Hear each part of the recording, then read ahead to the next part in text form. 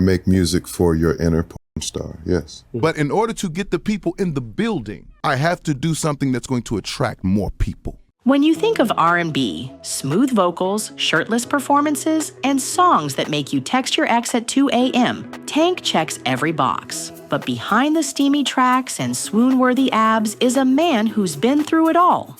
Let's start with the name, Tank. Sounds tough, right? Well, turns out Baby Tank was just a chubby little legend in the making with a head-to-belly ratio that screamed adorable menace. One day, his cousin went off and called him a big tankhead boy in the middle of a playful roast session. But his grandma was not having it, and the name just stuck since then. And my grandmother was like, that's my tank head, boy, that's my tank, leave my tank alone.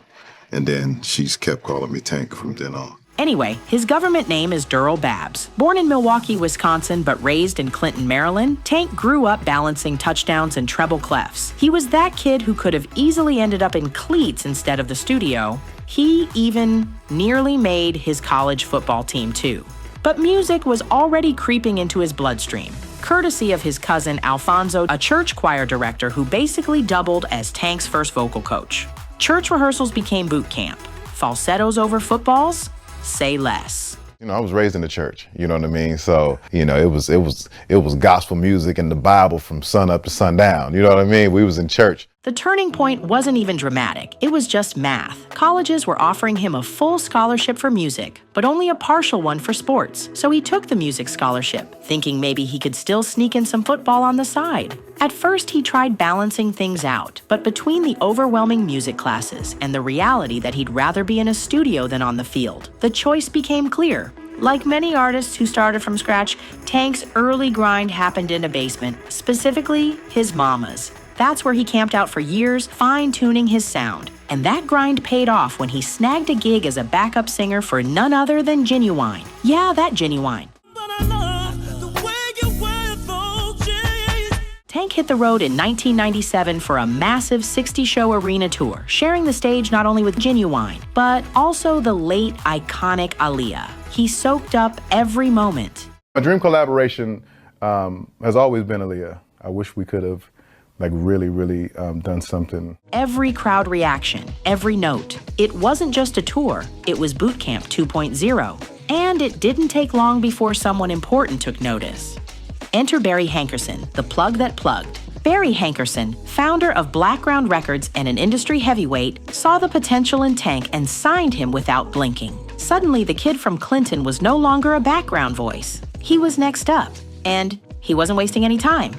His first single, Freaky, dropped in 2000, and let's just say, it did not do what it was supposed to do. They went all out for it too. Blew $500,000 on the music video alone. Explosions, vintage cars, crane shots, dancers, you name it, they set it on fire, literally and metaphorically. But the song flopped. Badly. Worse, radio execs kept mistaking him for a rapper because of the freaky posters showing him shirtless and brooding.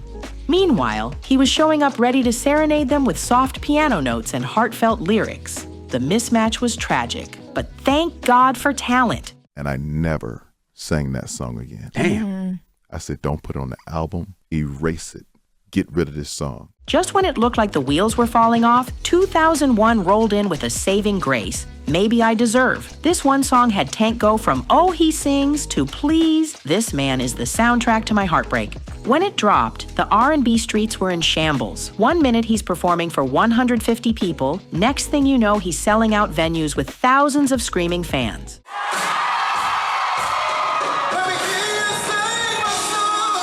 Wild part? The label didn't even believe in the song at first. They almost handed it off to another artist and tried remixing it to death, but Tank said, nah, drop the OG version, and it ate, fully, no crumbs. Next, he dropped his debut album, Force of Nature, in March 2001, and it went gold in just 2 months. We got Slowly, which was baby-making fuel, and it also had Maybe I Deserve, the Hurt Man anthem of the decade.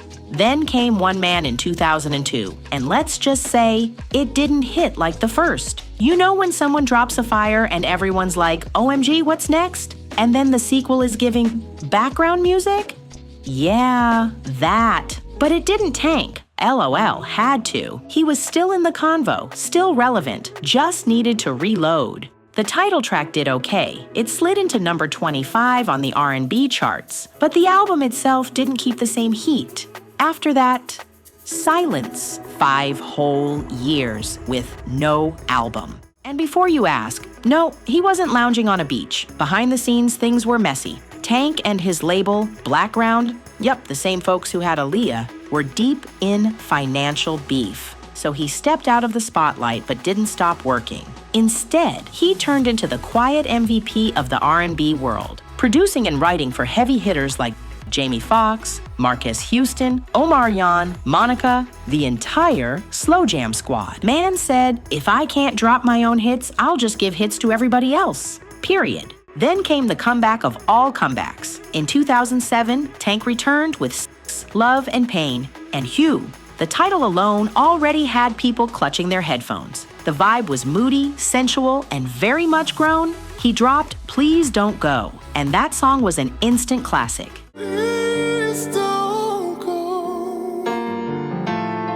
It peaked at number 2 on the R&B charts and had people texting their exes with no shame. Another one, Heartbreaker, also did its thing, peaking at number 37. But Tank wasn't just making solo moves. In 2007, he joined forces with fellow R&B heavyweights Tyrese and Ginuwine to form the supergroup TGT, a name as smooth as their sound.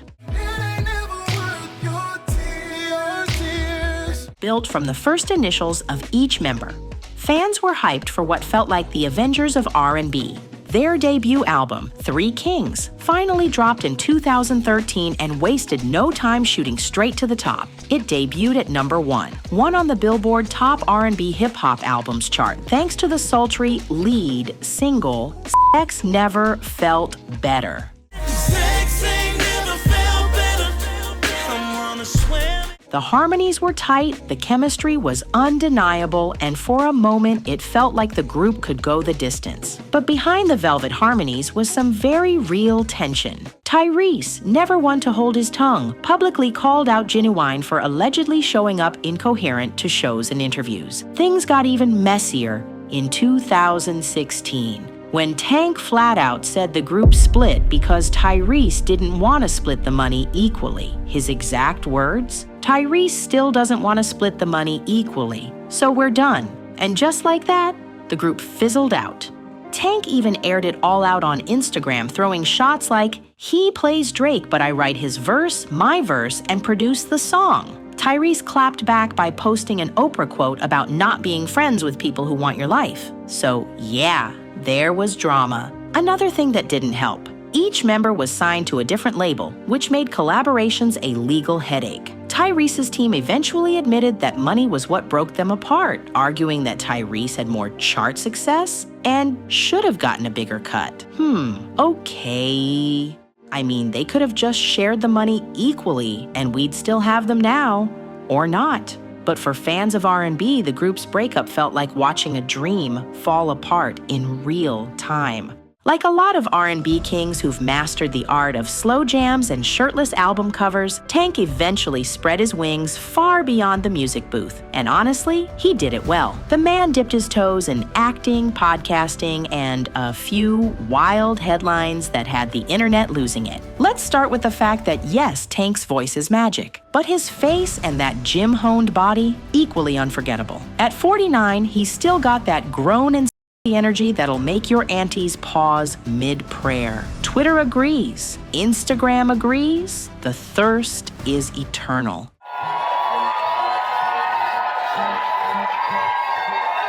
But beauty and biceps aside, Tank had brains for business too. After conquering the charts, he joined the long list of R&B artists who found a second home on screen. From a little cameo in Dreamgirls, where he also helped score the soundtrack,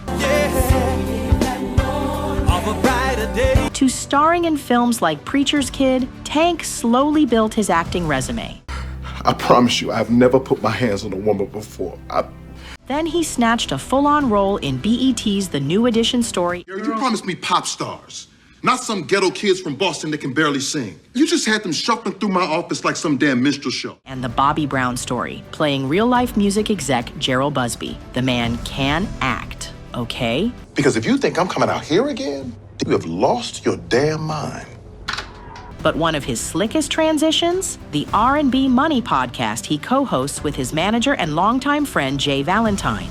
Welcome to the R&B Money Podcast. Turn up! Yeah. This is Jay Valentine. Y'all know the fuck. You know the fuck. And no, it is not your average podcast. It's like stepping into the green room at an award show. Uncut, unfiltered, and full of stories they probably weren't supposed to tell. They've had heavy hitters like Chris Brown, Tyrese, Michael B. Jordan, and even Jamie Foxx pulling up to drop industry gems, roast each other, and spill tea fans never saw coming. And speaking of drama, Tank has definitely given the internet a few headline-worthy moments. One time, during a convo about what men do and don't do in the bedroom, he casually mentioned enjoying a certain act involving, well, let's just say it's a kissing the chef situation. The internet exploded, of course. People started questioning his sexuality, twisting his words like a pretzel. But Tank was absolutely unbothered. Then came the infamous "I've sucked 1,000 d***s" quote, which sounds wild until you hear the context. Did people run with it? Of course. Did Tank care? Not really. He laughed it off and kept it pushing. Then there was that podcast moment. On R&B Money, the convo went left when the topic of men giving other men oral sex came up. Tank made a point about how one act doesn't necessarily define a man's sexuality, and the internet exploded. Some folks praised him for challenging outdated norms. Others went straight to trolling. 50 Cent, of course, couldn't resist a jab. But Tank? Unbothered. He's always been bold, and apparently that includes keeping it real about taboo topics, even if the internet can't handle it. And speaking of heat, Tank's name was also thrown into a courtroom saga. In 2018, a law firm called McPherson LLP helped him fight a copyright lawsuit after a musician accused him of jacking key parts of a YouTube track for his song, Only One. The firm went to bat for him and settled the case. But years later, McPherson hit him with a suit, claiming he ghosted them on $265,000 in legal fees. They say he made small payments for 10 months, then vanished. Now that's an unpaid tab you don't want following you around. Then came 2020 when Tank revealed that he was losing his hearing. Not a little, a lot. His right ear was basically gone, and his left ear was struggling to keep up. It started as something small, a little dizziness after the gym, a clogged ear here and there, but it spiraled fast. One moment he was casually walking off a film set, and the next he couldn't stand straight. The world was spinning, and his ear was ringing like a broken machine. It didn't take long for doctors to diagnose him with severe tinnitus and sensorineural hearing loss. And then came the treatments, brutal treatments. Steroid shots directly into his eardrum, heavy medication that drained his body and clouded his mind. I wasn't myself, he admitted. The meds took the fight out of me. And for someone as fire-hearted as Tank, that was a crushing admission. The vertigo hit so hard, he couldn't even walk in a straight line. No studio time, no training, no gym, nothing. For almost 8 months, the man who used to do shirtless shows with confidence now looked in the mirror and barely recognized himself. And let's not act like Tank's body hasn't been part of the R&B marketing package since day one. Since 8th grade, the man had been committed to fitness, and now it was gone, just like that. The meds didn't help either. If anything, they drained him even more. His glow dimmed and everything started to spiral. But here's the beautiful part. Tank didn't stay down. By the next year, he clawed his way back into shape, mentally and physically. He linked up with a trainer named Gaines, who helped him reconnect with his gym rat roots using classic strength training and athletic exercises. Tank started working out again, every single day, no rest days. None. 5 days of weights, 2 days of cardio. Even while touring, he stuck with it. Because when you've been knocked to the ground by your own body, the comeback has to hit even harder. But here's where it gets powerful. Slowly, he started recording again. And at first, it was awkward, almost uncomfortable. But then, the magic started returning. The music started feeling right again. With his spirit slowly recharging, he poured every ounce of his fight into what would become his final album. R&B Money. One in love, and I'ma use it. I can hear. It was sexy, soulful, and smooth as silk, like an expensive glass of red wine you save for a special night. Tank called it an uninterrupted tape. And honestly, he wasn't lying. The project was packed with collaborations, from Chris Brown to Alex Isley to Rotimi. Then came the announcement in 2021. Tank was officially retiring from music, not because he couldn't sing anymore, but because he wanted to go out on his own terms. He made peace with the fact that his hearing would never be what it was. And instead of letting that break him, he turned it into his grand finale. And through all the mess, there was his wife, Zena Foster, laughing with him, keeping things light even when they were heavy. They got engaged back in January 2017 and said, "I do." The following year in a gorgeous LA ceremony, together they have 2 adorable kids, Zion and Zoe. Tank also has 3 other children, Jordan, Ryan, and Durrell Jr., from previous relationships. Like many artists navigating fame, his love life hasn't exactly been drama-free. Rumor had it he was caught slipping with none other than hip-hop's infamous Black Widow, Selena Powell. You know, the same Selena who turns her love life into a live stream series, calling men out for being cheap, weak in the sheets, or serial cheaters. I found out he was married when he flew me out for the BET Awards, and on stage he's thanking his wife. I'm like, She's got a whole resume of receipts and a few fabrications. Remember Offset's fake baby, anyone? So, was Tank actually creeping? Or did she lie as usual? That's for the internet to debate, but it definitely had people side-eyeing. Oh, and just in case you were wondering, yes, Tank is still fine, like capital F fine. The man is 49 years old with abs that have their own fan club, a $5 million net worth, and a body sculpted by both discipline and drama. If you're wondering whether he's still got it, the answer is a loud, one-ear powered absolutely.